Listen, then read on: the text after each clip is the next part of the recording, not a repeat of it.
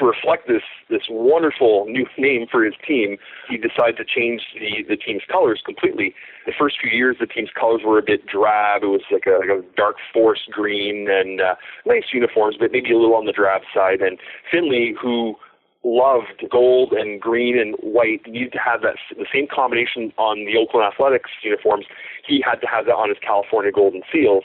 And so this was what the new uniforms looked like, and they stood out like a sore thumb no matter where they went. These were color schemes that color scheme had never been seen before in professional hockey, but that was his idea of turning the franchise around and giving this flashy new name, these flashy new uniforms, not to mention green and gold skates that first year.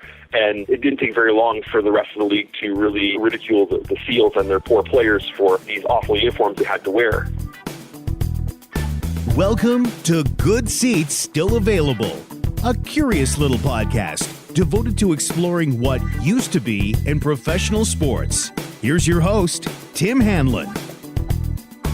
Hey, gang, how are you? Tim Hanlon here, as announced, and your humble and congenial host for what we call Good Seats Still Available, that curious little podcast that is devoted to, of course, what used to be in professional sports. We have finally returned to the sport of hockey, which was our very first episode with our friend Mark Gretschmill, who created the documentary about the California Golden Seals, which, of course, is still available on iTunes. If you go to our website at goodseatsstillavailable.com and you search for that first episode, you will find a convenient link to purchase said film. And we are going to return to hockey and the California Golden Seals again, because our guest today is Steve Currier, who has just written a tremendous tome called The California Golden Seals, A Tale of White Skates, Red Ink, and one of the NHL's most outlandish teams. It is published by the University of Nebraska Press, and it is an impressive-looking book. It's about 464 pages, but don't let that intimidate you. It is a very fun read. It's easy on the eyes. Some great photography in here. It's a very professionally done book, and is a beautiful complement to that documentary that Mark did and that we talked about. So rest assured, we will get into hockey on a much more varied and deep basis in episodes to come. There's clearly lots of stories to be had about some of the early NHL teams and the later NHL teams, and certainly the World Hockey Association, et cetera. We will indeed get to those, but some of these conversations are dictated by promotional efforts and the availability of certain guests and projects that they're working on.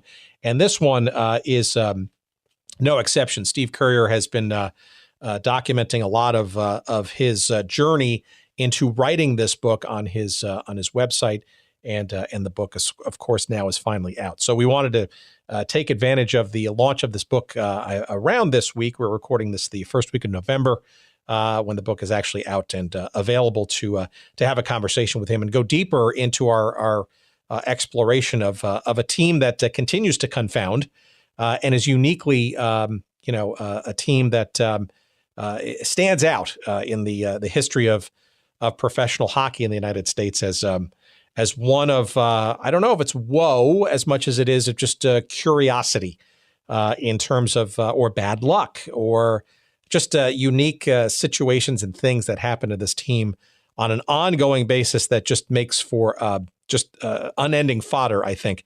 And that's our conversation with Steve Currier in just a couple of seconds. We will promote at this juncture our relationship and our friends at Audible.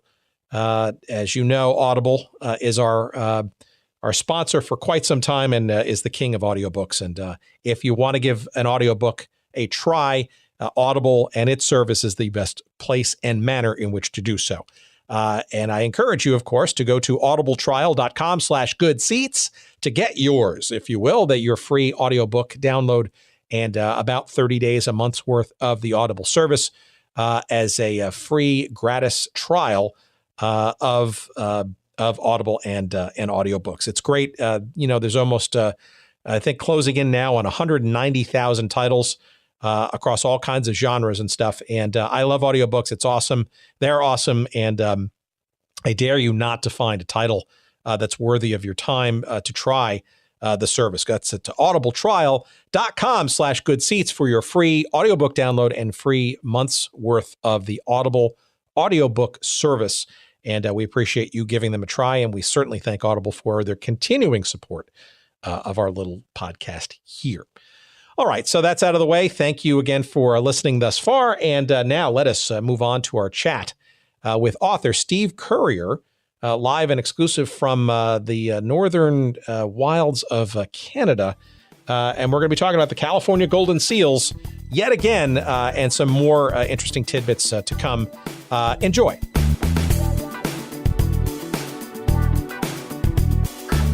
Look, you know, our very first episode of this little podcast journey was about 6 months ago or so.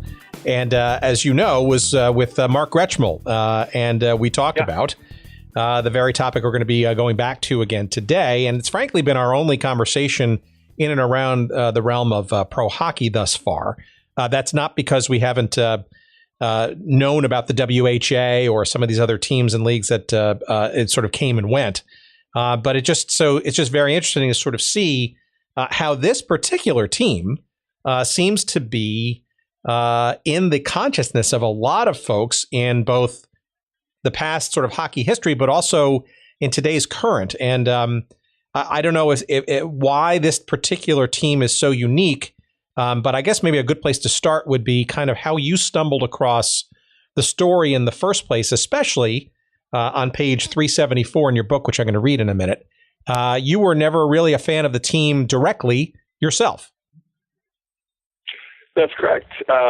Because I was actually born in '79, so a year after the team ultimately folded. So I never saw them play.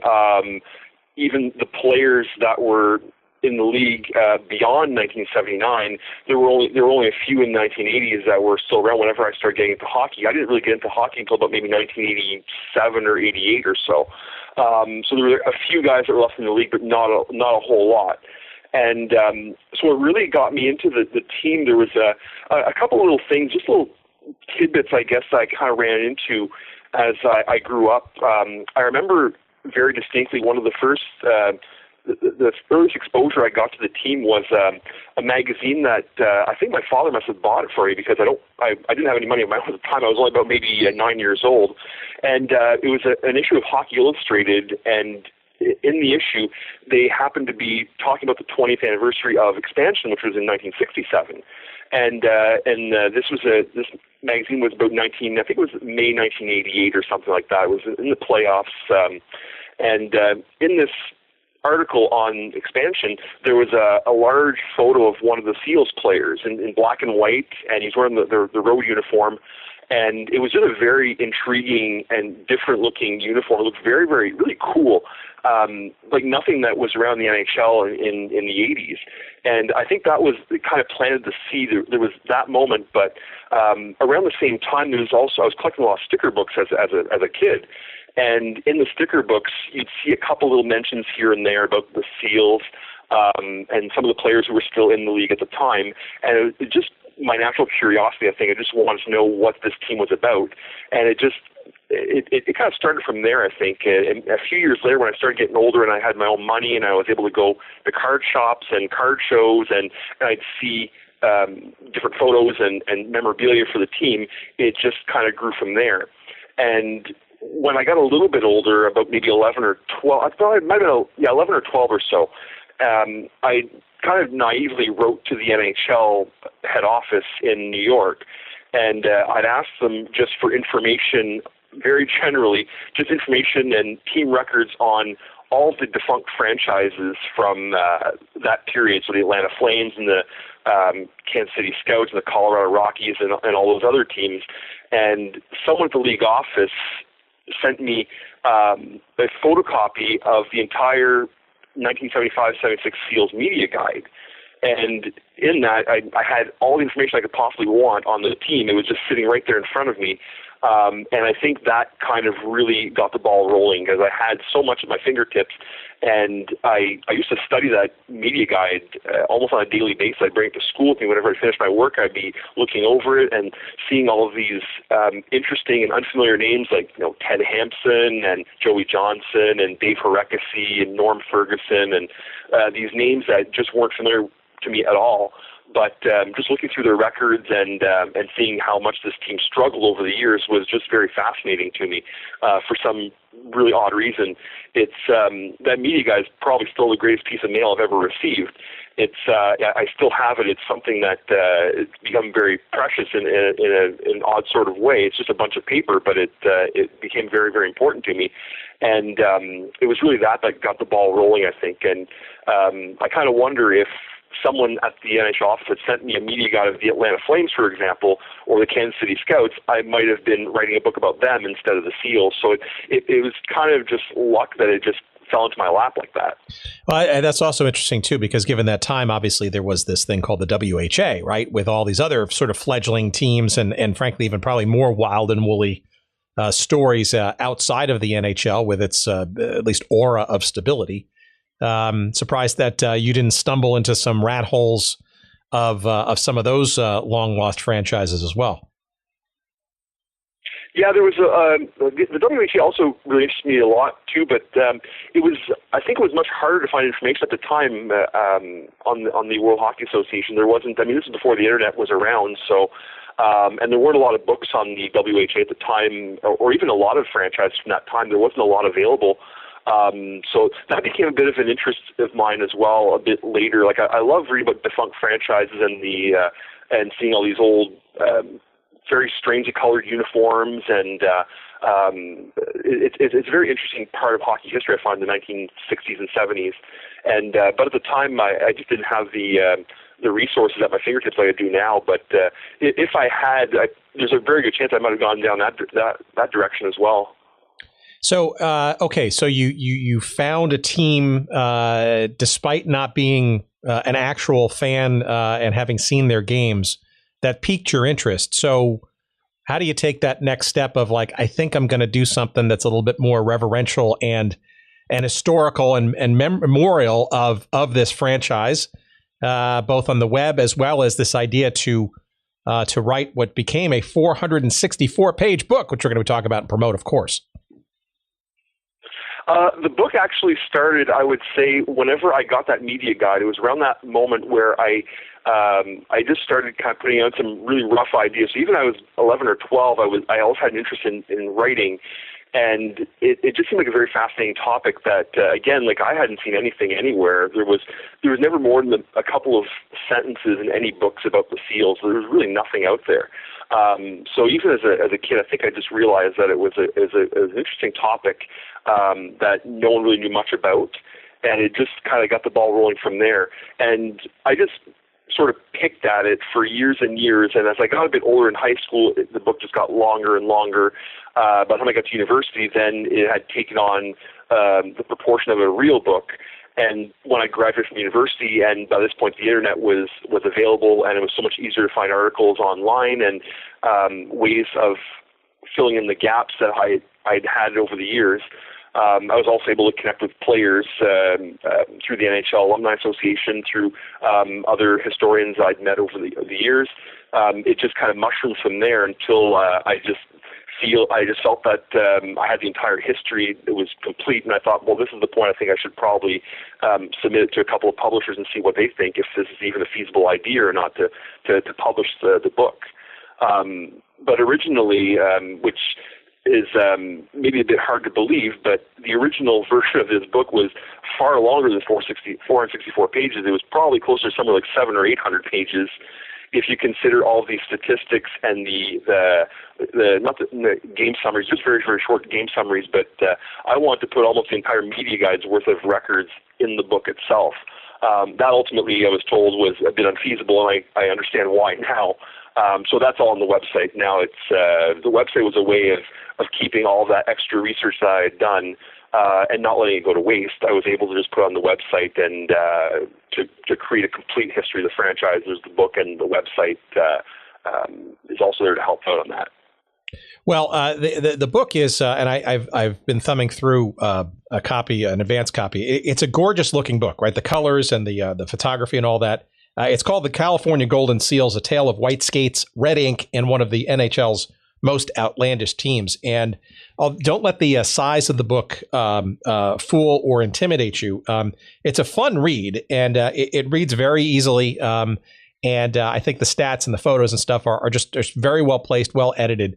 And it's fascinating. I mean, the idea that you can go so deep on a team that only lasted about 9 seasons or so, yet also reveal some very rich, not only anecdotal oddities, I guess, but also, frankly, some of the things that why the story was important writ large against the larger tableau of the NHL and its history. I think is admirable, fascinating, and maybe obviously a bit questionable in terms of sanity, but it's a fun read. And I guess I would love to maybe we can circle around, maybe sort of a bit of the Seals coming into existence. You alluded to it before. I think we when we talked about it with Mark back in our first episode, it was called The Great Expansion. And maybe that's a good place to start in 1967 as to what the hell that was and why the Seals came into existence because of it. Well, there's a lot of reasons why the Seals came into existence. There was you almost have to look at other sports at the time as well, especially professional baseball, professional football, which have a bit of an influence on how the Seals came into being. Baseball, hockey, and football, as you know, were more Eastern-based, had more Eastern-based professional leagues. So in baseball, there were no teams that were really west of Chicago or St. Louis at a certain time. Football was the same way. It was very Eastern, maybe Midwestern based. And then gradually in baseball, I think they were one of the first leagues to take that big step, and they moved a few teams to the West Coast. You had the Brooklyn Dodgers moved, and the New York Giants moved to San Francisco. The Washington Senators ended up moving to Minnesota at one point. So they were starting to expand west. And football as well was getting the idea of, at the very least, starting a second professional league, the American Football League, to compete with the National Football League. So these leagues that had been around for a long time were starting to expand and were exploring different markets. And around the same time, the NHL had offers to expand to Cleveland, but in the end they decided not to. They'd always turned down these expansion offers to keep it a very regional-based league. They had teams in just Montreal, Toronto, Boston, Chicago, Detroit, and New York. So they want to keep the league to be very regional, Eastern-based, but around the same time you have this other league, this Western Hockey League that was had been established quite a few years before, a minor league, mind you, but they were starting to get a bit bigger as well by the 1960s. And around the early 60s, they started putting teams in Vancouver and, more importantly, in San Francisco and Los Angeles. Not to mention, a few years after that, teams in Edmonton, Calgary, Denver. There were some major markets that they were exploring in this Western Hockey League. And eventually they decided they were making some little threats to the NHL saying, you know what, like, we don't like being your feeder league. We're going to go on our own and we're going to become our own league. And the NHL, upon hearing this, may have panicked a little bit and decided this might be the time we need to expand and snuff out this threat before it becomes real. Because this Western League, they do have some major markets, and they can compete with us.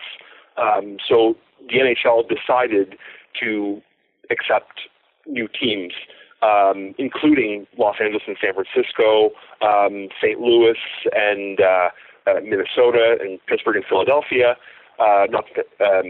And around this time, the NHL also signed a television contract with CBS.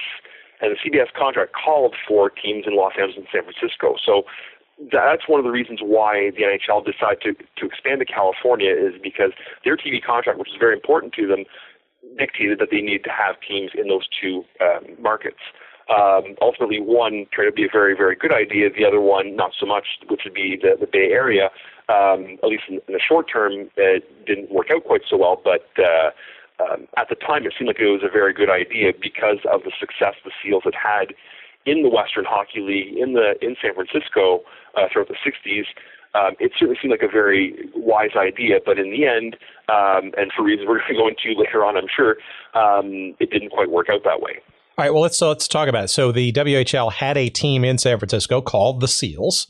They played at the Cow Palace, still around, the venerable Cow Palace, and a venue that continues to cross our radar on a number of different episodes. By the time this one airs, we will have had a conversation with Paul Child, formerly of the old San Jose Earthquakes, and his stories about the beginnings of indoor soccer with the NASL in the Cow Palace. But maybe you want to kind of give some, I guess, a little bit of background about that, the fact that this team existed. And I guess the guy awarded the expansion franchise for the NHL in San Francisco, Barry Van Gerbig, decided instead of, I guess, taking a pure new franchise, I guess his thought was, let's buy the team in the WHL and convert it. Was that kind of the approach? Yeah, and it wasn't a bad idea necessarily because the Seals had been one of the more successful Western League teams at the time. They won. They came into existence in 61-62 as an expansion team, and had a pretty decent first year. They made the playoffs their first year. They got swept out in the first round, but they played pretty well. By year two, all of a sudden, the Seals had become good enough to actually win the championship. And they repeated the following season as well. So they had two championships in their first three seasons.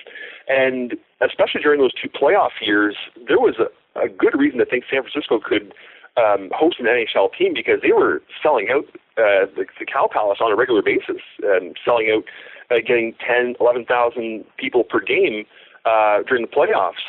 And there was a lot of enthusiasm for this team in San Francisco.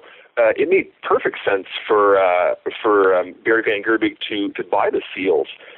When the NHL decided they wanted to put a team there, it made perfect sense. But in the end, the problem was the Cow Palace wasn't really considered to be a decent option for the NHL. It wasn't very big. It was an old rink even at the time. It smelled like cows because they used to have rodeos and all sorts of cattle auctions and things like that at the rink. So it really wasn't an NHL caliber rink. It didn't have very good sight lines as well. It was a very clunky old arena, and it wasn't really NHL appropriate. So the city of Oakland was building a new rink, brand new state-of-the-art rink to be ready for the 1966-67 season. So when Barry Van Gerbig, he received the franchise before that, when he bought the Seals, he decided, well, this new rink is coming in Oakland. This might be the perfect opportunity for us. We'll just move right across the bay. It's a few miles away. It shouldn't make a big difference. We'll just put the team here, and we'll have a state-of-the-art rink. We'll have the nicest rink in the NHL. This is going to be fantastic. But what he didn't count on was the fact that there were not really a lot of hockey fans in Oakland. The hockey fans were all in San Francisco and in San Jose, which is the reason why the San Jose Sharks are doing so well today. The hockey fans are in that part of the Bay Area. So he was expecting, and his other investors as well were expecting, those fans to just cross the bridge over into Oakland and everything would be fine. But there's a bit of a psychological barrier apparently in the Bay Area where San Francisco and Oakland, they really like to separate themselves from each other. Oakland is a very blue-collar town. At the time, it didn't have a great reputation. It had a lot of crime. San Francisco, on the other hand, is, some people would say maybe it was a bit smug, a little overly sophisticated, and they just didn't seem to get along very well. And fans in San Francisco just didn't want to cross that bridge into Oakland to watch the team play. So in the end, the Seals ultimately were doomed to failure pretty much from day one, just because they put the team in Oakland instead of San Francisco. It was a nice, beautiful rink, but no one was going to go watch a game down there. Yeah, there's a great quote in your book that you have from Len Shapiro, who says, there's a famous line, the San Francisco Bay Bridge is 10 miles from Oakland to San Francisco, and from San Francisco to Oakland, it's 1,000 miles. probably a good synopsis of sort of that that scenario. But okay, but all right. So at least it's still even before that sort of plays itself out. So help me out on the names, because Mark and I did a little dance around this in our first conversation. They were the San Francisco Seals, but it is my understanding that they were renamed the California Seals in their last year of the WHL, and that was the name that at least was begun when they started in the NHL in 67, 68. Is that right? Yeah, that's correct. Yeah, they were the San Francisco Seals for the first 5 years they were in the league, and the understanding, or at least the logic behind it, was they felt when Barry Van Gerbig officially bought the team and they were preparing to go to the NHL, they said, well, we're not going to be in San Francisco anymore. We're moving to Oakland, but Oakland at the time didn't really have this major league reputation, I guess. And it seems kind of silly because now you have major league teams in Oakland. You have the Athletics and you have the Raiders, and there's teams that have the Oakland name. But at the time, it was seen as being maybe a second-class city of San Francisco. So they decided that for that reason, we'll call it the California Seals. Not only that, it's also a way of maybe inviting the fans from San Francisco, because it's not the Oakland Seals, it's the California Seals. So we want you to come over the bridge and watch these games. But in the end, the fans of San Francisco were insulted because the team was already called San Francisco Seals, and now they're changing the name on them. They became a little upset. It might have been one of the reasons why they didn't want to go to the game. They felt that their team had been taken away and moved to a different city, and the NHL, for some reason, I think a lot of the fans might have believed that, what, you don't want to call us the San Francisco Seals? Is there something wrong with us or something? And that might have been one of the reasons it's been said that it could be one of the reasons why the team didn't succeed as well and why they couldn't attract fans, because they were, at first they were kind of between the two cities. It seems like there was no headquarters at first. And it wasn't until during the first NHL season, about 25 games in, they decided into the Oakland Seals, hoping to reverse that negative attendance trend, but it never worked. Yeah, I mean, okay, so I'm framing this through sort of, I guess, the modern day lens of the NHL and sports marketing, right? Which is dangerous because we're really talking about 1967. But how does that work, right? You're 25 games into the season. You're in a new league. You've expanded. The league has expanded. It's got ostensibly the first national footprint, including a national television contract.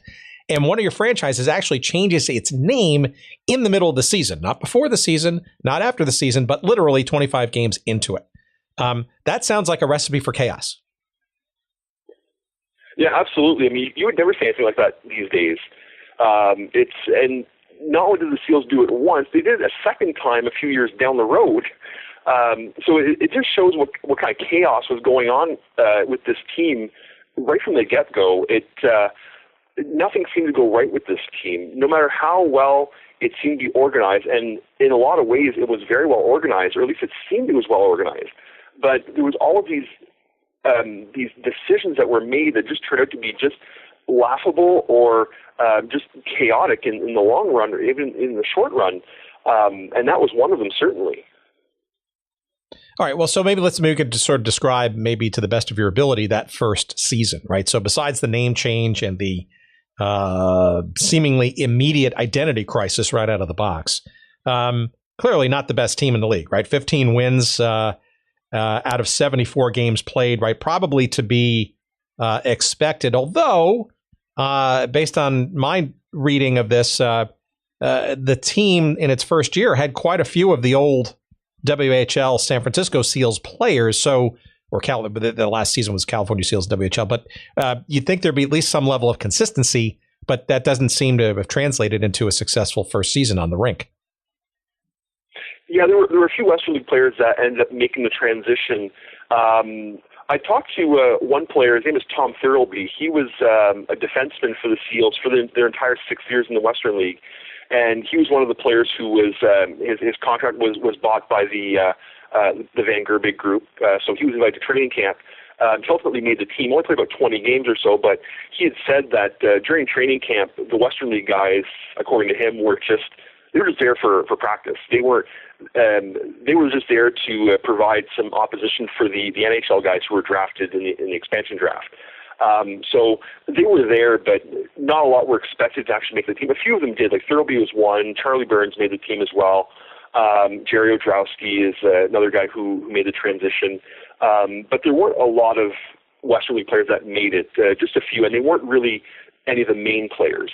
One of the reasons why the team, I believe, was not very successful the first year was even though they drafted a lot of pretty decent players in the expansion draft, they concentrated a lot on defense. So they had two very good goalies. They had some very good defensemen who could handle themselves, but they didn't have much forward. And in the end, they really couldn't score a lot of goals, and that was one of the things that set them apart from the other teams. Their defense was about as good as every other team in the West, in the expansion division, but they just didn't have anyone who could really put the puck in the net. Most of the other expansion teams ended up getting, maybe they got lucky, but everyone seemed to have gotten one or two guys who just kind of stood out and was able to score 25 or 30 goals. The Seals never really had that kind of player. And ultimately, they just couldn't score any goals. So no matter how many times they only gave up one or two goals, it seemed like they were losing a lot of games 1-0 and 2-1. They just didn't have the offensive talent to compete with the other teams. But that was also the reason. That's also because they drafted the way they did. They could have gone many different routes. They could have gone for more veterans who had some scoring ability. But in the end, they went for veterans who had defensive ability. And while that's certainly it makes sense to do that, in the end, they just didn't have any scoring. Well, Bert Olmsted was the general manager that first year, but and obviously, well, he only lasted a season in that role. But I think it's also an interesting asterisk here, which we kind of glossed over. Their first general manager, a guy named Rudy Pillis, he was fired actually. Yeah, so he actually was fired or let go before the beginning of the actual season. So there's another sort of wrinkle of disruption, I guess, even before they hit the ice. That can't be a real great confidence booster as you're trying to kind of get your toehold in your first play in the NHL. Yeah, so I was talking to Tim Ryan, he was a broadcaster on CBS, but he was also involved with the Seals. He did a bit of broadcasting and some public relations. And he had told me that Bert Olmsted saw Rudy Toes as being a bit of a buffoon. He just didn't think that they would be able to get along and to work together.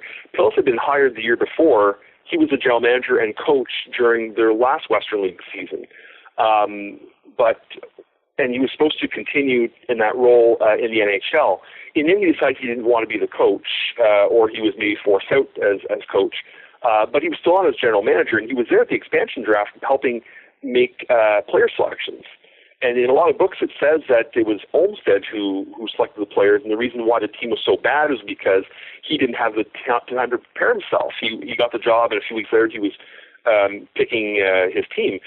He was there, but he was not the general manager. It was Rudy Pillis who was still general manager at the time. Olmsted was there to advise him. And then shortly after the expansion draft, Olmsted said, look, it's either me or him.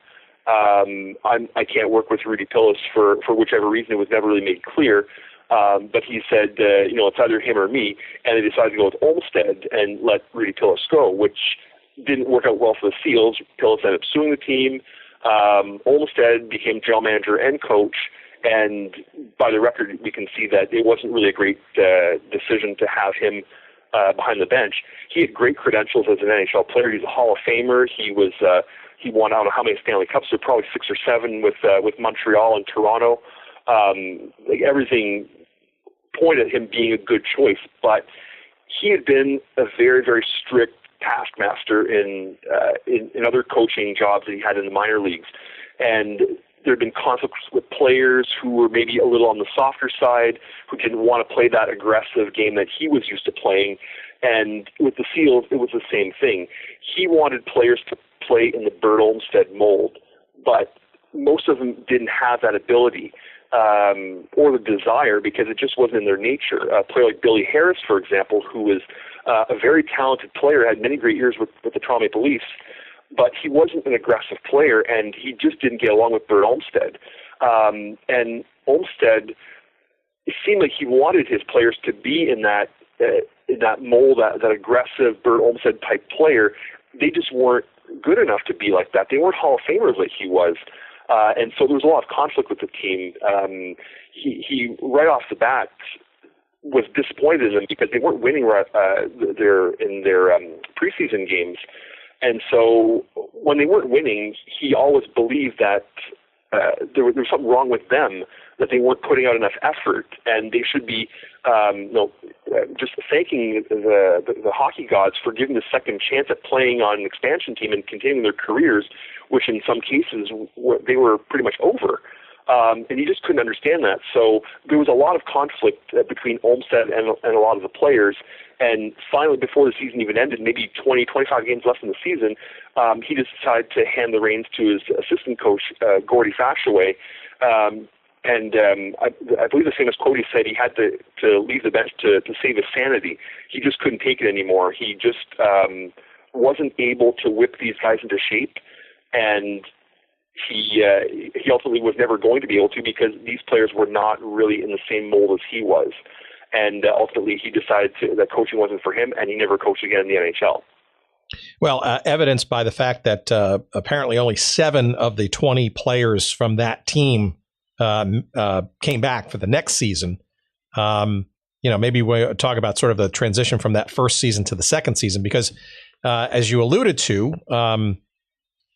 the team actually made the playoffs in the next 2 seasons, the only times they ever did. And in the case of the 68-69 season, their second season, they just about doubled their winning games won, right? So they won 15 games their first season.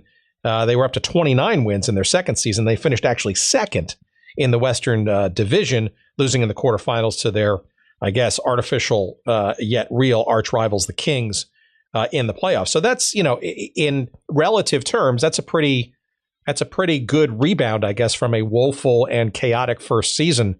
Is there anything in particular that you can attribute that sort of, I guess you could call it a rebound to? Well, I think what happened after the first season, they realized that there was a lot of issues with this team. One of them, as I mentioned before, was the lack of scoring. They just didn't have any the first year. Coaching was definitely a problem. Olmsted just wasn't the right fit, and Gordy Fashaway neither wasn't the right fit. So they were both let go. Olmsted didn't return as general manager the second season. Frank Selke Jr. Ended up moving up into that position for that season. And they brought in Bill Torrey as well, who, of course, later on became general manager of the New York Islanders, and they won all those Stanley Cups.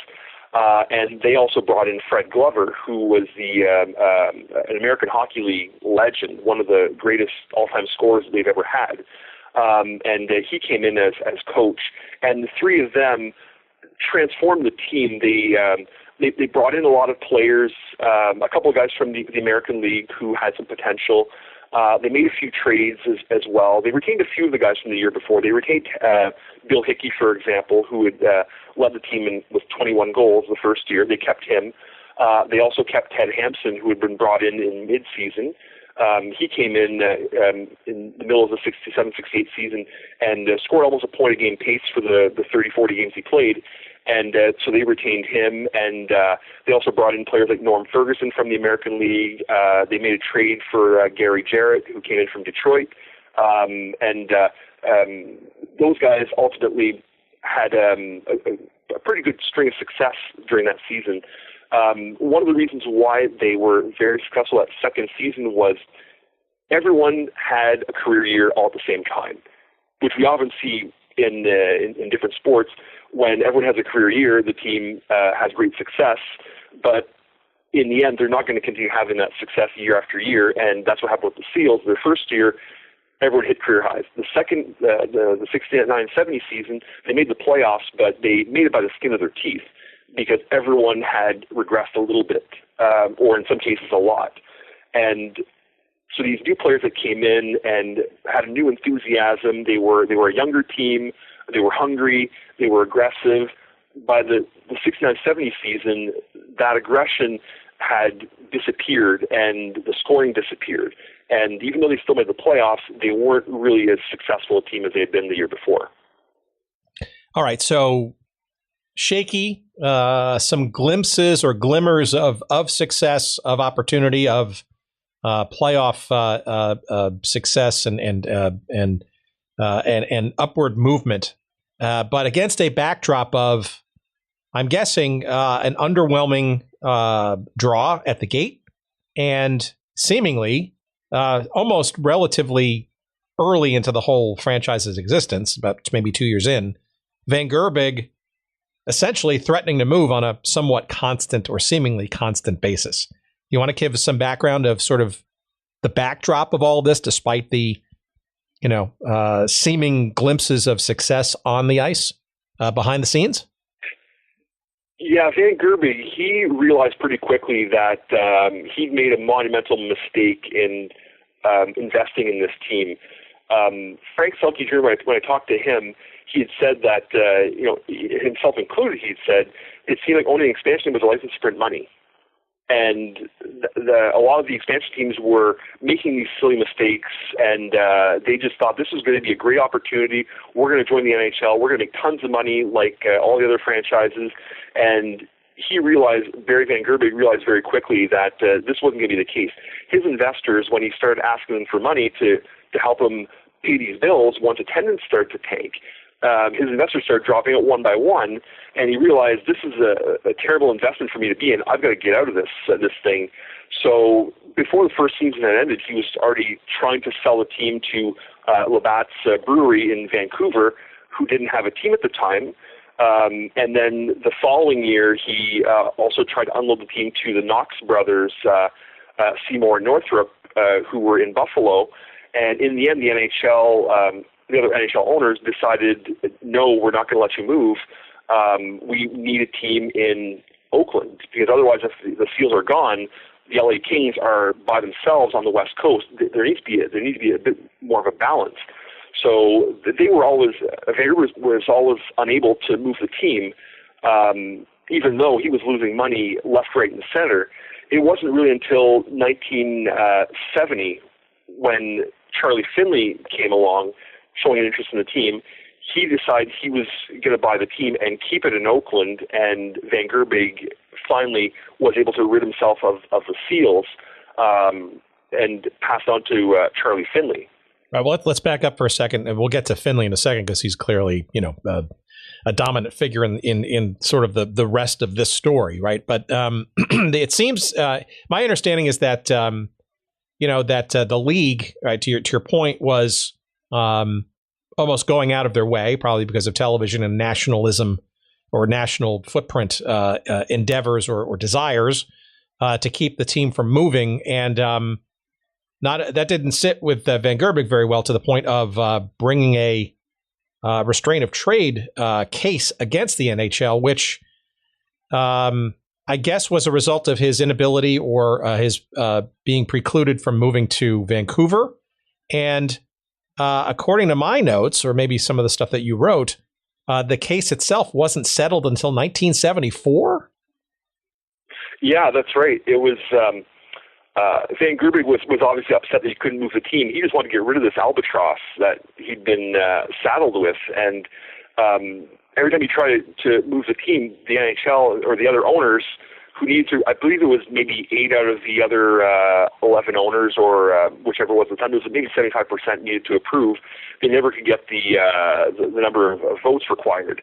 And that upset him to the point where he decided to sue the NHL for because they weren't allowing him to move the franchise. He felt it was his franchise. He could do what he wanted with it, but he was unable to move it. And so this entire time, he's losing money trying to find someone who's going to buy this team and keep it in the Bay Area.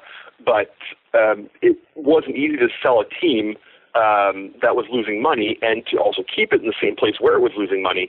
So in the end, it took a good 5 or 6 years, wasn't until 1974 when the issue was finally settled and Van Gerbig was officially through with the NHL.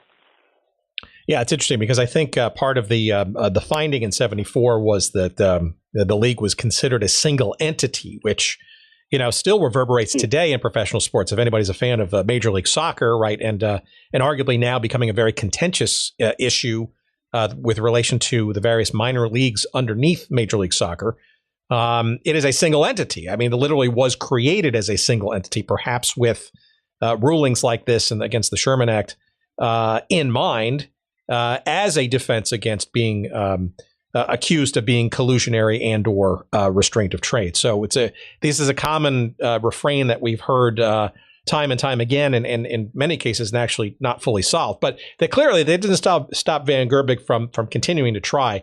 Before we get to Finley, though, in 1970, there was this little dalliance, an actual sale to an entity called Transnational Communications, which bought the team apparently in '69. And interesting in that the investors in this entity, which looks to me to be was a sort of a sports kind of investment vehicle, but you had folks like broadcaster Pat Summerall involved. You had Whitey Ford, former Yankee great, and I think even Transnational at the time also owned the Boston Celtics. So it looked like they had at least some wherewithal and or momentum or goods, shall we say, to be a quality owner of this team, but didn't happen that way, did it? Yeah, it seemed every time that some owner came in to buy the Seals, there was always some sort of problem with them.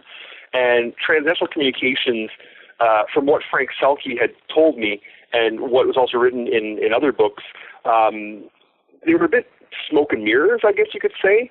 They didn't have maybe as much money as they were claiming to have. And it's true, they said they owned the Boston Celtics. They had different partners like Pat Summerall and Whitey Ford. But in the end, they just didn't have enough money to keep the Seals going. And attendance did go up in the season that they owned the team in 69-70. Attendance went up to about 6,200 per game. But even that was still dead last in the NHL. There was no way they were going to make any money. Even making the playoffs, the Seals ended up losing money because they weren't selling out those playoff games. So Transnational, they only lasted about a year with the Seals because they just didn't have the capital to back them up. Most expansion teams in those early days didn't make a lot of money. They were building their franchise. The attendance was a little bit lower than it was in the established original six teams, and the Seals were number one on that list of troubled franchises. So if anyone was going to own the team, they need to have deep pockets, and Transnational Communications certainly didn't.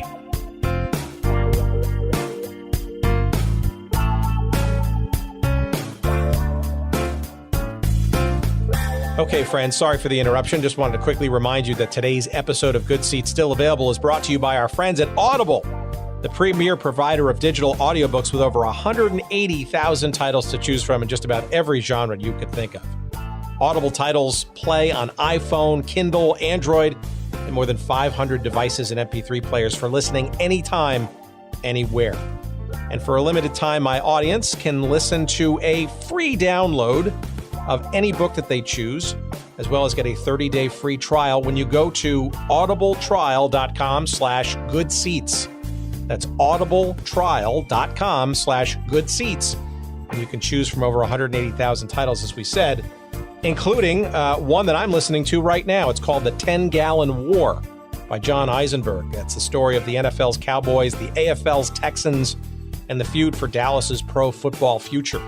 Another one on my list, which I have yet to download but is on my queue, that could be interesting to our audience here, is called The National Forgotten League by Dan Daly, entertaining stories and observations from pro football's first 50 years. Those are just two of the many thousands of titles to choose from, and not just in sports history, but you name the genre that you might want to listen to, and Audible's got it. By the way, two guests perhaps that we'll have on the show, hopefully sometime soon. But again, go to audibletrial.com/goodseats for your free 30-day trial, as well as your free audiobook download to try it out for yourself. Again, that's audibletrial.com/goodseats. And now, back to our conversation.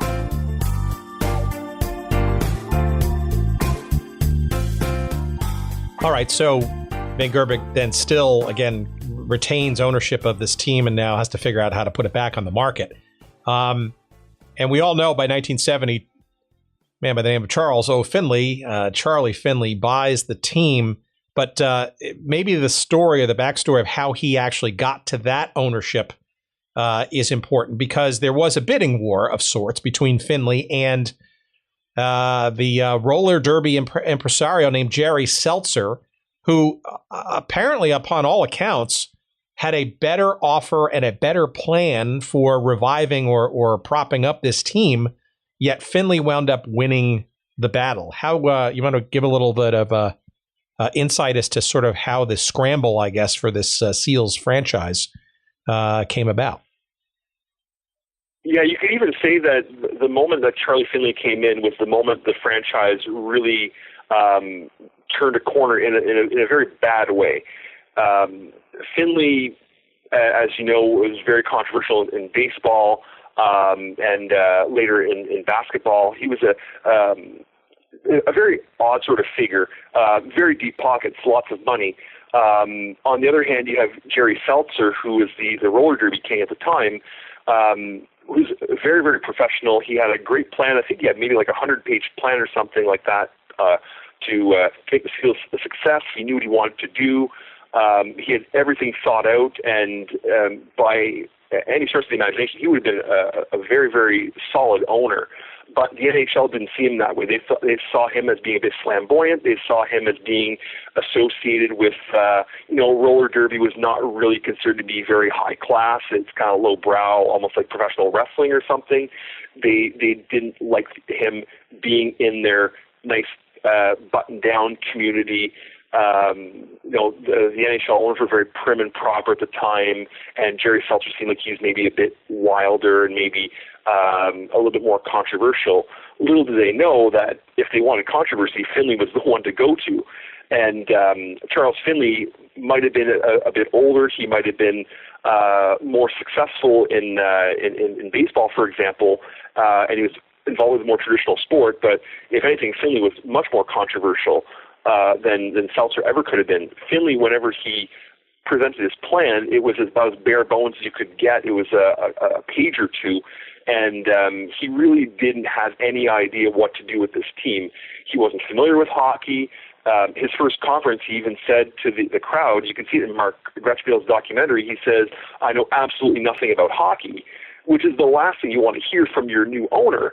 And a guy like Jerry Seltzer, who I'm not sure how familiar he was with hockey, but he had a plan. He'd done a lot of research. He was ready to own this team and make it a success.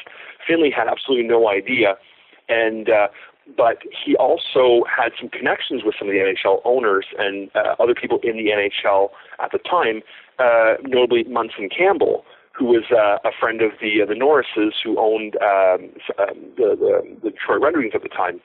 So he was able to kind of get his foot in the door that way. He knew a couple of people, and that's who they chose. They decided Finley was the one they were going to go with, but in the end, they really, really should have avoided that decision, because Finley was just not the right owner at the time or ever. Yeah, it's interesting because Seltzer, whose father actually kind of got the whole roller derby thing started, and he kind of then elevated it to even more of a modern day sort of art. Seltzer not only was sort of they called him the commissioner or the commish of roller derby, he was also, I guess he was probably more of an entrepreneur, right? My understanding is that in his bid, he had the support and or financial backing of 4 of the original or current AFL football owners, right? Which probably also was another sort of scent of rock the boatness, shall we say, to the staid NHL ownership. But, Seltzer also gets some credit, too, because in addition to elevating roller derby kind of to a national kind of phenomenon, he also created a television network or of sorts so that the popularity of it was across the United States. And you have to, obviously hindsight is 2020, but if you're thinking about how to keep a sport sort of in the national spotlight and frankly, recognizing that television, a huge part of it, and obviously became a much bigger part of it in the years down the road. And arguably the whole reason why the Seals became an NHL franchise in the first place, because of CBS's insistence on a West Coast franchise. Again, you'd think that Seltzer had the edge because he understood the medium of television and was working to perfection with his roller derby franchises. Yeah, absolutely. He would have been, at least it seems on paper, he would have been a very, very good owner. Just the fact that he was prepared, he knew what he was doing. He had success in the past, but you see that a lot in sports now. The more flamboyant owners don't get along with the other more traditional button-down owners, and it creates lots of conflict. And sometimes that's the reason why potentially good owners get rejected, is because the personalities clash a little bit. And certainly in 1970, there was definitely this clash that existed between these younger, more modern, hip sort of young entrepreneurs and the more traditional button-down owners and millionaires that existed then. The line was definitely a lot more drawn at the time than it is now. All right, so let's talk about then Charlie Finley then now owning the team. You obviously mentioned his infamous press conference. And again, we recommend Mark Gretschmill's film, which is available on iTunes.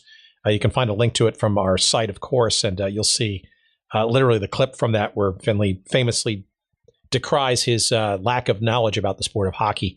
But keeping in the tradition, or the now becoming tradition of the Seals, not before the season, but 2 games into the 1970-71 season, guess what? The name changed again from Oakland to now what is called the California Golden Seals. And if I have this correct, they were also rumored to be considering Bay Area for the name too? Yeah, that was the original Finley plan. He thought this would be a great idea, called them the Bay Area Seals, but someone must have convinced him otherwise to change the name to California Golden Seals. Not that was necessarily much better, but that's what he went with in the end. And to reflect this wonderful new name for his team, he decided to change the team's colors completely. The first few years, the team's colors were a bit drab. It was like a dark forest green and nice uniforms, but maybe a little on the drab side. And Finley, who loved gold and green and white, needed to have the same combination on the Oakland Athletics uniforms. He had to have that on his California Golden Seals. And so this was what the uniforms looked like, and they stood out like a sore thumb no matter where they went. These were color schemes that had never been seen before in professional hockey, but that was his idea of turning the franchise around and giving this flashy new name, these flashy new uniforms, not to mention green and gold skates that first year. And it didn't take very long for the rest of the league to really ridicule the Seals and their poor players for these awful uniforms they had to wear. And the team responded in kind by being the worst record in the NHL that season. They absolutely failed the first year. Is this when the white skates, the infamous white skates, came about, or was that later on? The white skates came in the following year. I believe it was in January of '71. Finley decided that he in the beginning he had thought about putting his team in white skates. There was one preseason game where he had asked the team to put on the white skates, and he only had the one pair that was available, but he asked Bill Torrey to tell the players that he wants someone to wear these white skates during this exhibition game to see how they look. And so that's what they decided to do. Gary Jarrett was the poor soul who decided to accept the offer and wear the white skates during the game. And in the end, Finley said, these look like crap. We're going to put this idea aside. We'll just go with the green and gold skates. This is better anyway. But then the following year, in January of 1971, Finley decided to revisit the idea of white skates, but this time he wanted all his players to wear them. He started giving them to him during practice to kind of break them in, and then finally in January he decided it was time that they would wear them in a game. And at first it actually it worked out. The first few games they won with the white skates, but the players realized after a little while that you'd get scuff marks and puck marks on the skates. They weren't pristine white anymore, so you need to paint them over and over again after every game or every couple of games. And as the season went on, those skates started getting heavier and heavier. And I don't know if it's any relation, but the team, which was playing pretty well at that time before the white skates came in. All of a sudden, around February, they started to lose more and more games, and they had a horrible last month. It might have been because the skates were getting heavier and heavier. The players certainly, they all agreed that they were getting heavier by the game. Whether it actually affected their play, I'm not really sure, but it definitely shows that if you look at the standings and their win-loss record, it got worse and worse as the season went on, and it was after the white skates came in that they start to affect their play, seemingly.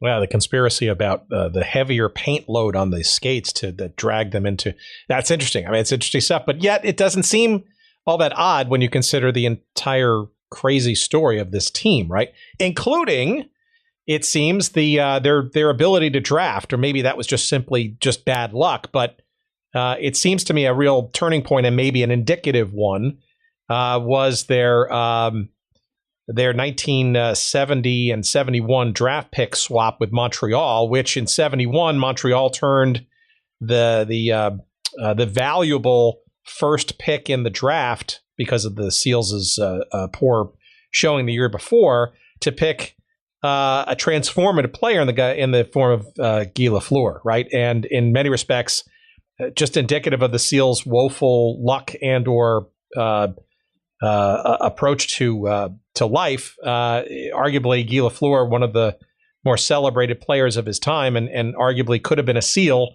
and I guess referred to as more of one of the more lopsided trades in NHL history. Yeah, the Montreal Canadiens general manager Sam Pollock was probably the greatest general manager of all time. He was very astute, very intelligent, and he knew that these expansion teams were desperate for talent, and they would do almost anything to get talent right away. And Pollock, who had talent galore in his minor league system, could afford to give away some unwanted players, some players in the minor leagues, and build through the draft. For a long time, the first few years of the draft, I believe up to about 1969 or 1970, the Montreal Canadiens were allowed to pick the first two French-Canadian players, or the first two players in Quebec every year. It was a right that they had as a team. And then I believe it was 1970 or maybe it was 71 where the NHL decided, okay, you guys are way too strong. We understand that you need to keep bringing French Canadian players to, for your image, and you're the Montreal Canadiens after all. We just can't let this happen anymore. The times have changed. We can't let you monopolize the two best players in the entire province of Quebec. So by 1971, Montreal didn't have the right to pick Lafleur just like that, like they normally would have had. So Sam Pollock had to finagle a couple of deals to try to get that first overall pick. Or maybe the second overall pick, as Marcel Dion was the second overall pick, and he would have been just as good a pick anyway. But Pollock knew that there was no way Montreal was going to finish last, or even close to last in the standings. And that was the requirement to get the first overall pick at the time. There was no draft lottery like there is now. So Pollock had made a trade in 1970. He said, we'll send you, the then Oakland Seals, we'll trade you our first-round pick in 1970 if you give us your first-round pick in 1971, the year that Pollock knew Lafleur was going to be drafted. And so the Seals said, well, sure, what the hell? It's not really much of a big deal. We'll just trade one first-round pick for another. What's the harm in that? The NHL draft was not really seen as being as important as it is now. A lot of teams were trading away draft picks left, right, and center, not really thinking about their long-term future. Teams wouldn't be stupid enough to do these kinds of things now. So Pollock made this deal, and he ended up having the Seals pick in his possession. The only condition now was that to get the first overall pick, the Seals had to finish last. And the Seals, during that 70-71 season, the first year Finley took over, weren't playing that badly for the first half of the year. They were near the bottom, but they weren't really lagging behind anyone. There was always a chance that they could even make the playoffs that year. So Pollock decided to trade Ralph Backstrom to Los Angeles in order to boost the Kings a little bit and help them move ahead of the Seals.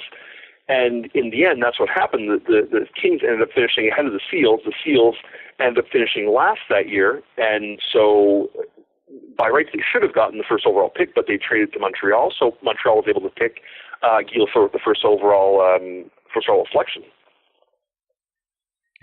Yeah, at what point, as a Seals fan, and I know you nor I were fans at the time, we weren't conscious of them at the time, at what point do you realize that this is just something that is unshakable in terms of your luck and your abilities to, succeed as a franchise in this league?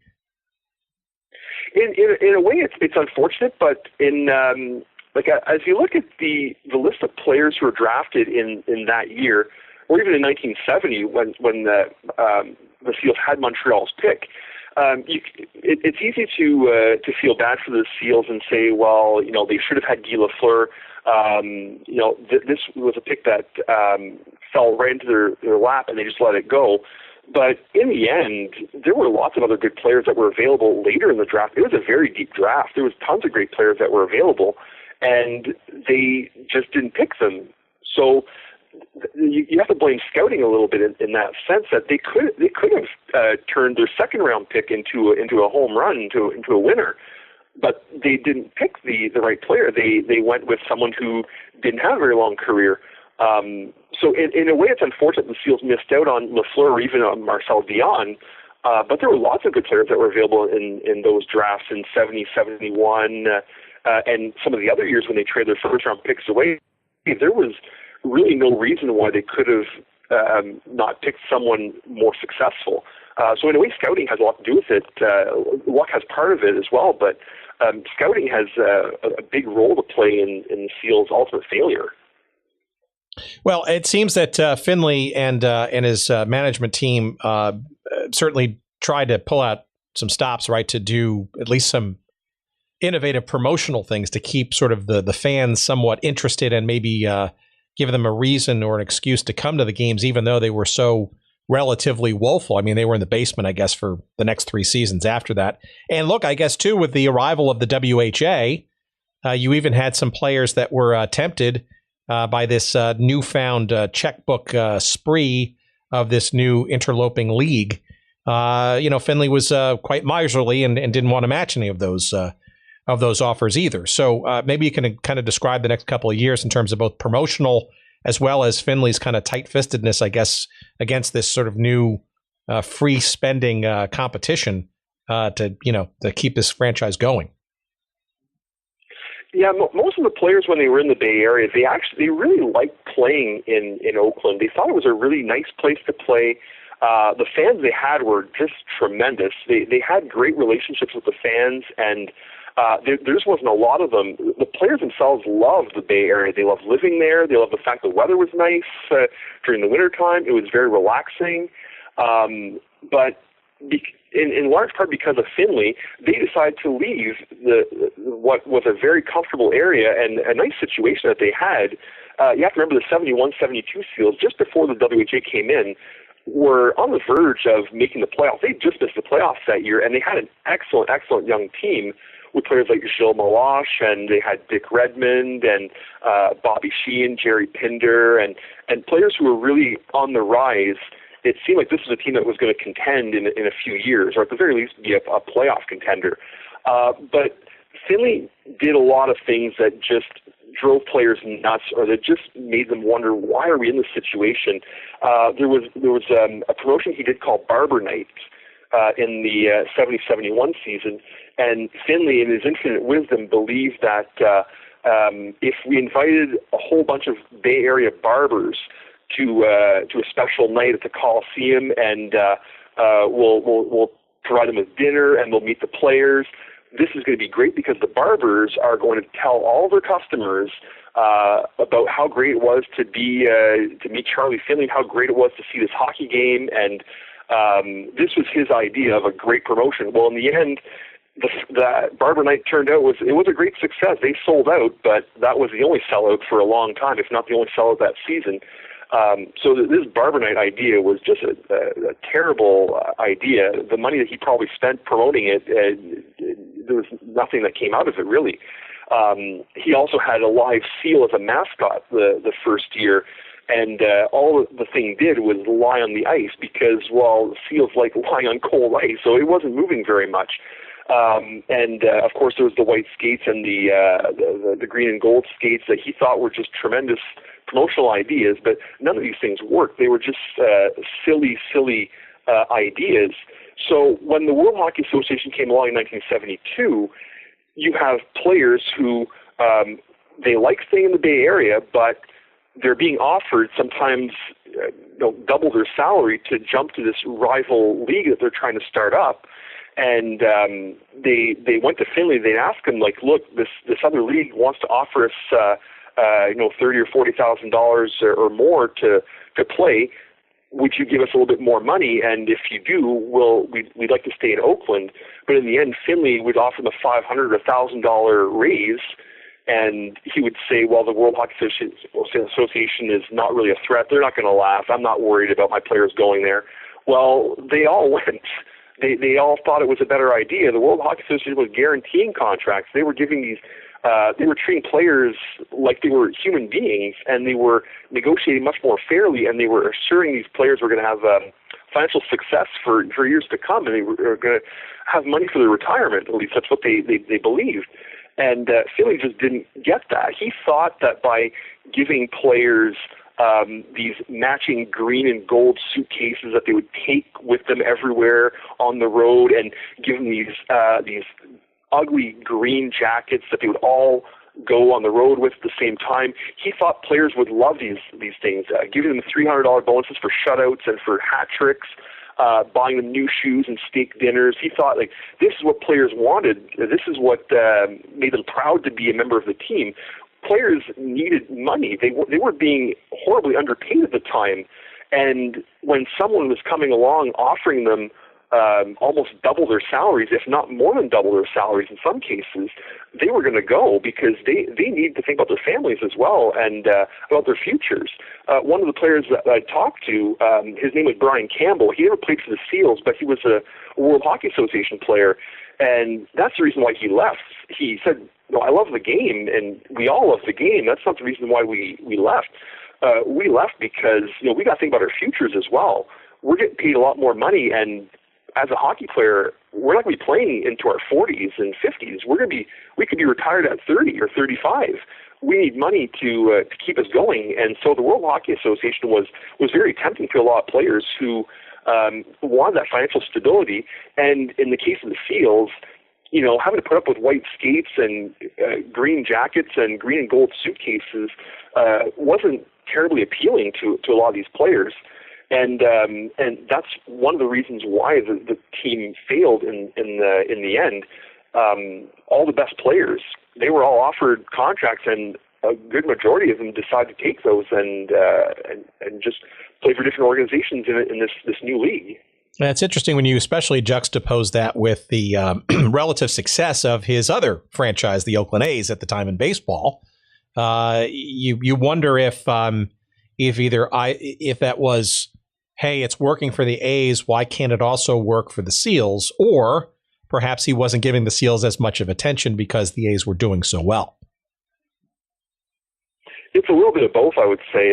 He definitely didn't give the Seals any attention. It was the Seals were, they weren't even a hobby for them. They were secondary. His priority was the Oakland A's, definitely. And but he treated the A's and the Seals very similarly. The idea of the uniform colors were exactly the same. The A's wore the white cleats. The Seals wore the white skates. The Oakland A's were one of the lowest paid teams, if not the lowest paid team in the league. And when free agency came to baseball, I believe it was 1975 or 76, all of a sudden, all their best players, Reggie Jackson, Catfish Hunter, Vida Blue, they all decided to leave for the same reason. They just weren't getting paid as much as they were worth. And they were getting tired of Finley's eccentric behavior and his crazy promotions. I mean, Finley could be a very, very warm and generous human being when he wanted to be. He was, you could call him Charlie. There was no Mr. Finley. He was Charlie. You could speak to him on a first-name basis. He could be very warm, very fatherly, and very, very kind. For example, giving the shutout bonuses and buying players new shoes for a big win or something like that. He could be very generous, but he was so cheap when it came to upping salaries and keeping up with the times, and he could be very crass. He could be very bigoted at times as well. And so players, when they had the opportunity to leave, they all left in both of his sports, in hockey and in baseball. They all left pretty much on the spot at the same time. The nucleus of both those teams left. And in both cases, the franchises, the A's and the Seals, sank to the basement. The Oakland A's were three-time World Series champs. And once free agency hit and all their big stars left, the A's, for a couple of years, sank to the basement. And it took years for them to recover from that. Yeah, and I remember vividly stories in Sports Illustrated of the team that was drawing like 300-400 people a game at that point. All right, but so Finley loses patience, right? And he tries to sell the team, I guess, to a group in Indianapolis that was rejected by the league, and then the league basically takes on the ownership of the team as a result. Is there any sort of interesting story there, or was that? Was Finley being similarly blocked by the NHL as was evidenced earlier because they really wanted to keep a team in the Bay Area, or any sort of interesting stories around that attempt to sell the team before the league took ownership? Well, from what I read, the NHL was never going to let the Seals move as long as that antitrust suit was still ongoing. So them going to Indianapolis was probably never going to happen, although they might have found a way to do it. But they had no interest in moving the team to Indianapolis, even though it was rumored that's where Finley wanted to move them. So I'm sorry. So the antitrust thing though then was actually a component to why this didn't happen. So the fact that it was still ongoing, even though Finley had nothing really to do with it, it was still perhaps in the way of making that transition or that sale happen. Yeah, that's right. The Seals weren't going to go anywhere as long as that suit was still ongoing. And what happened in the end was Finley, they'd offered him a couple of times to buy the franchise off from the NHL. Offered to buy the franchise off because they just wanted to get rid of him at this point. In the 73-74 season, Finley ended up having a heart attack, and his doctors advised him to start selling off his team. So the Seals were one of the teams he decided to let go of. The Memphis Tams, also of the American Basketball Association, also he decided to let them go as well. He kept the Oakland A's. They were really his baby. Like he did care passionately about the A's. That was really his team. But the other franchise, he let them go, and the NHL ended up buying the team from Finley. Finley still ended up making a profit off of the sale, which is unbelievable considering how poorly attendance had fallen to by this point. But even he had made money off the Seals when he sold them to the league, and the Seals ended up becoming really an orphaned team owned by all of the other NHL owners. So the league then now has this team. How long did they operate it once they took it over from Finley? Was it a full season? This would have been near the end of the 73-74 season. I think maybe in February or March it was. I think it was in February when they officially bought the team, and then they started to find someone to take over ownership of the team. But they really didn't find anyone until the end of the 74-75 season when Mel Swig, the San Francisco hotel owner, he owned the Fairmont Hotel in San Francisco. He ended up buying the franchise, and he was the owner during the team's last season in Oakland. And the plan around that, though, revolved around a new arena in San Francisco, correct? The arena plans. Mel Swig had a good plan on what he wanted to do with the franchise. He would have been a good owner had circumstances been a little bit different. When he bought the team, immediately he had the idea of building a new arena in San Francisco called the Yerba Buena Center. This was supposed to be, the vision he had for it was very similar to a lot of the stadiums you see nowadays. I'm not sure how familiar you are with Ottawa, but the Ottawa now has a stadium for its CFL franchise.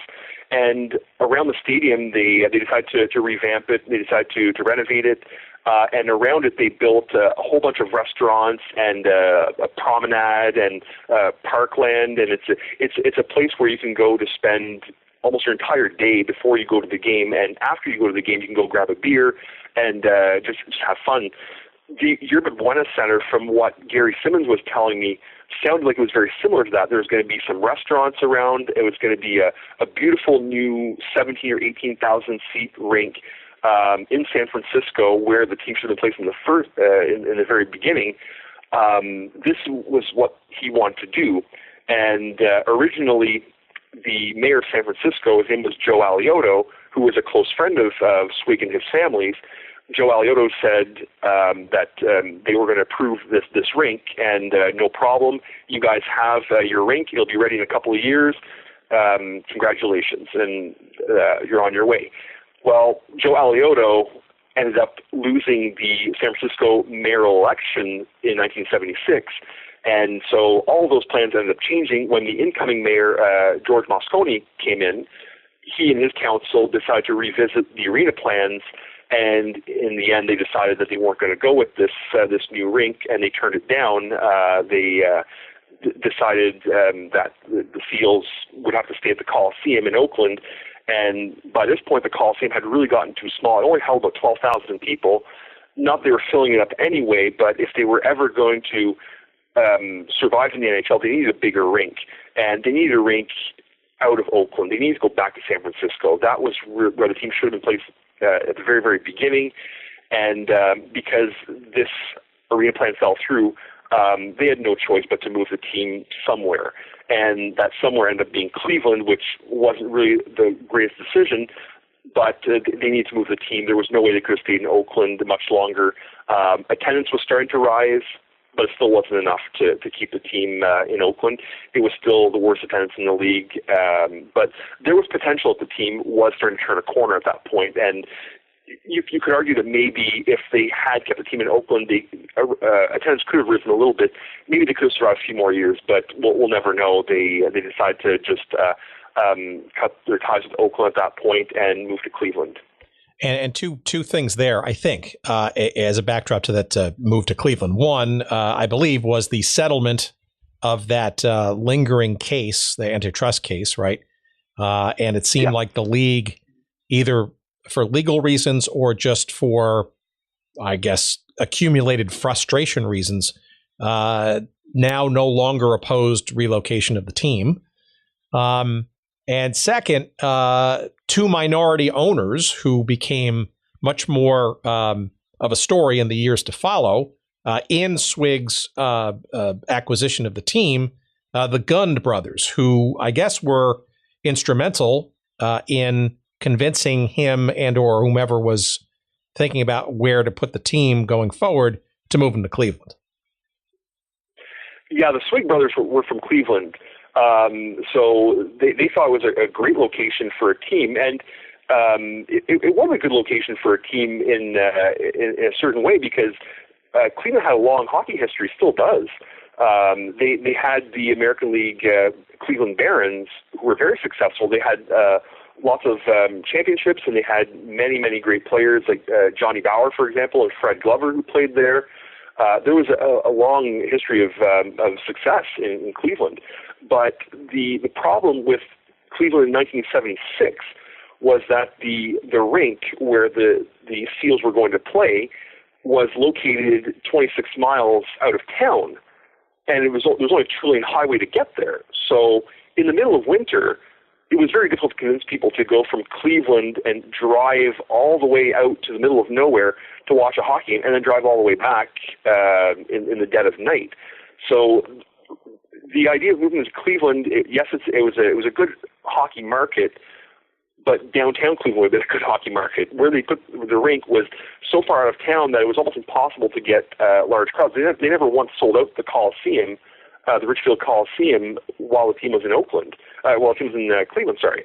And there were signs that this was a bad idea in the first place because the World Hockey Association had also put a team in Cleveland a few years earlier, and they ended up moving out at the end of 1976. So, in a way, the Seals, they made the decision to move to Cleveland because there was no more competition. The World Hockey Association Cleveland Crusaders were gone, so the Richfield Coliseum became available. But in the end, that was a bad decision. They should have seen that attendance was bad at the Coliseum with the Crusaders. It wasn't going to get any better with the Seals. Yeah, at some point I want to do a show specifically on the 2 years as the Barons, because I think there's some interesting little intricacies to that story too, some of which you've touched upon. Well, okay, so let's maybe just segue as our last sort of little mini segment here. The Guns by this point are now the majority owners, and basically decide to merge what is now the Barons into the Minnesota North Stars, and sort of continuing the torturous history of this Seals franchise, right? Even this wasn't even clean and clear and straightforward, right? Because there seems to be, it was a merger into a team that was itself struggling, the North Stars. And then the Stars wound up moving to Dallas, and then there was a swap later on. And so ironically, in a very tortuous way, though, the Guns wind up somehow getting back to the Bay Area via the San Jose Sharks of today. I don't know if you can sort of wrap that up into a bow, but maybe you could. Yeah, so Barons and North Stars merged in 1978 because they were both struggling franchises, and someone came up with the idea of putting these two franchises together and keeping the best players of each and making them into one team. And then Cleveland, which was the one that had the lower attendance date, were pushed to the wayside, and they kept Minnesota, which had a rich hockey history in the NHL. They just fallen on hard times those last few years. But doing that, they ended up having a bit of a resurgence. The North Stars became a very successful franchise in the 80s. They had a Stanley Cup final appearance in 81 and 91. They lost both times, but they had shown some success at least. But then around 91, the Gunn brothers had decided that they wanted to take the San Jose expansion franchise that the NHL was hoping to sell, and the Guns wanted to go back to San Jose, but they had the Minnesota North Stars, and they didn't really. They were hoping to just move the North Stars to San Jose in the end, but the NHL wanted to put an expansion team there. There was more money for in an expansion team than in just relocating a team. So, to placate the Gunn brothers, the NHL said, okay, what we'll do is we'll let you have the San Jose expansion franchise, and we'll have a sort of a demerger where in the expansion draft, you will get to select some players as well for your new Sharks team, and essentially reversing the merger that happened in 1978. So that's how the San Jose Sharks came into play. The North Stars continued for a few more years. They found a new owner. They ended up moving to Dallas a couple of years down the road. But that's how the San Jose Sharks came into existence, was because the NHL wanted to put a team back in San Francisco in the Bay to begin with, but the Guns really wanted that franchise, so they ended up getting it. With a bit of a sweetheart deal to get extra players than an expansion team would normally get. So as you look through the family tree and the lineages and the history of both the Dallas Stars and the San Jose Sharks, you need to understand that the California Golden Seals, or the Oakland Seals, or the California Seals, or whatever the Seals were in the NHL during these years, were part of that history. And that's why we pursue these conversations for this podcast. That is why we've had our guest Steve Currier on this here little show. The book is, and arguably we've only scratched the surface. This book is really cool. It looks great, and it reads well, and it's again, we're just not even getting to half of the stories about this team, some of the players, and all that stuff. But it's rich in history. And it's a fun dive into hockey history. It's called The California Golden Seals, A Tale of White Skates, Red Ink, and one of the NHL's most outlandish teams. It is published by the University of Nebraska Press, and it will look smart on your coffee table and or your bookshelf. But it's a fun read nonetheless. And Steve, I I can't thank you enough for allowing us to delve even further into this Seal story. Do you think you have any other pursuits in the back of your head, or has this one just exhausted you to no end, where you might just sort of retire on the sales of this tome? Well, I don't think I could possibly retire on the sales of the tome for simple reason I just enjoy it too much. It's I think for the Seals, I don't know if I could actually write anything else about them. I think it's pretty much been said now, but I would anything that I like to add, I usually put on my website right now, goldensealshockey.com. And just like any other anecdotes that I might get or statistics or something, I usually just add them there. But one day I might go back and look at what I wrote on the Seals and see if there's anything more I could possibly add. But I'd certainly be open to it. And also writing other books about, these little undeveloped corners of hockey history, especially in the 60s and 70s. Other defunct franchise, I think, is where I'd like to go next, and just continue in that same sort of vein and just explore, what hasn't been seen before. It's too easy to write something about the Montreal Canadiens and the Boston Bruins. It's been done so many times. There's nothing more to say about them. But these more obscure sort of franchises, like you mentioned the WHA a while ago, there's so much that hasn't been unearthed yet that it makes it so much more fun to write about those kinds of things. So I think that's where I would like to continue in the next few years.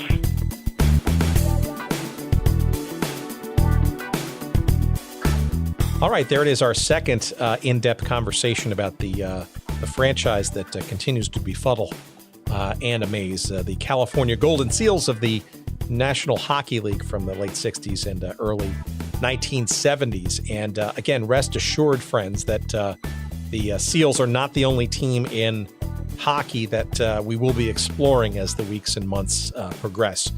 Plenty of NHL and especially WHA conversations in the hopper. We obviously just try to take advantage of promotional windows. In this case, Steve's book, The California Golden Seals, A Tale of White Skates, Red Ink, and one of the NHL's most outlandish teams, is out the last couple of weeks, and we wanted to take advantage of his availability to talk about the story yet further, as well as about the book as well, and his promotional efforts for it.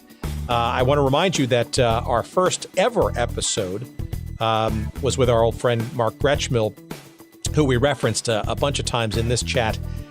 His film is still available on iTunes, and we encourage you to get that film and this book at the same time. You will get the perhaps full 360-degree treatment about this team and this franchise. And frankly, even across those two conversations, this one today and the one we did with Mark back in the earlier part of the year, it frankly doesn't even still do justice to some of the other stories that need to be told and discovered again or rediscovered about the Golden Seals. That episode is episode number 1. As you're going to goodseatsstillavailable.com, you'll scroll down there and find that episode with Mark. So click through there to get the iTunes download, and I'm sure he will appreciate that, as will you. And obviously click to this episode. This is episode 36, we believe. Yes. On our website, goodseatsstillavailable.com, you will find a link to Steve Currier's book as well. It is published by the University of Nebraska Press. Yes, it is 464 pages, but it is a fun read, and it is hardly a burden by any means. It's well produced. It looks great, and it's got some great color schemes and photos and stuff. I highly encourage you to not only buy it, but read it and enjoy it. Let us see. So again, you know the website. I've said it before. I'll say it again. It's goodseatsstillavailable.com. That's where you can find all of our old episodes. That's where you can find all of the links to the books and the other forms of media that we may reference during our conversations. It is also the place to make sure that you know where to find the show. We're on Auto Radio. We are on iTunes. We are on, where else? We're on TuneIn. We are on Google Play. We are on Stitcher. We're available, which is about wherever podcasts and and those kinds of things are found. So wherever you get it, however you get it, like it, review it, certainly subscribe to it. We appreciate it. And you could also get the RSS feed. You can just go to our website every week. Whatever you want to do, just do it for God's sakes. And thank you for doing so and listening. We appreciate it. Tell your friends if you really like the show. That's the word of mouth thing is really important for us because this is a niche activity for sure.